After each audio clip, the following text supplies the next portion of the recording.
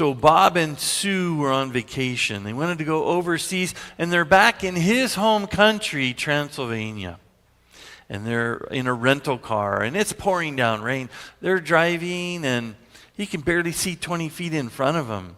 Loses control. They go off the road. They hit a tree. He wakes up. They're both injured terribly. He grabs his cell phone, but his carrier doesn't have anything in the area. It just says roaming, roaming, roaming. So he's like, I got to get her help. And he's injured. He's feeling ill. But he picks her up and he carries her on the freeway. He sees a light off in the distance. And he goes to that light. This great big mansion, almost like a castle, and knocks on the door. This hunchback guy comes to the door.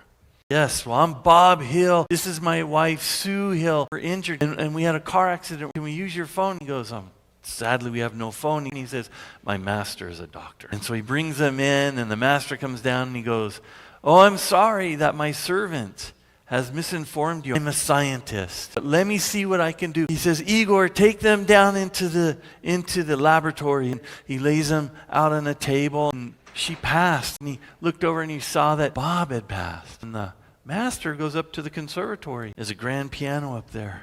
And he begins to play this melody. Igor's downstairs. And then he noticed Sue, her finger, starts moving in time with the music. Then he looks over, and Bob, his foot's going in time with the music. He goes, Master, Master, the hills are alive with the sound of music.